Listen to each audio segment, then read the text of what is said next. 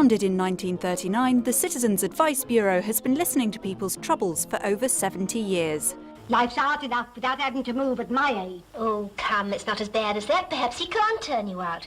In 2012, financial worries still drive people to Citizens Advice. How's the budget going? Is it working? Found that's a huge help changing tariffs. Steve Marsham in North Walsham is a qualified money advisor. Demand for his services has gone up during the economic downturn.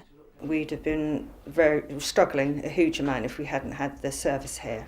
But Steve's wages have been cut by a third, and he's not sure he can carry on here. All letters that you receive from banks and credit cards say if you've got a problem, come and see the CAB. But because of funding cuts, my hours have been cut now. I fear that my 7 years of training may be lost to the CAB because I have to provide for my family as well. North Walsham CAB have just made 2 staff redundant and face 30% funding cuts despite demand for advice more than doubling in the last decade. This squeeze is being felt across the east.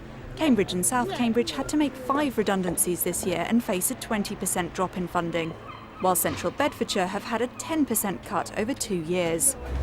Citizens Advice say they're doing everything they can to make efficiency savings. This office in Norwich, for instance, is actively looking for a cheaper building to move into.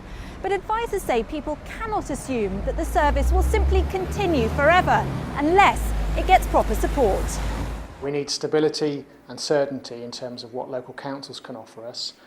We need more certainty in terms of what the government may or may not provide in terms of replacing legal aid, and we need greater support from corporates, banks and building societies.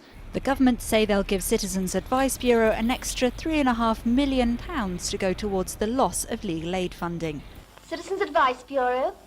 Citizens Advice has a rich past. Advisors in the East want it to have a secure future too. Elodie Harper, Anglia News.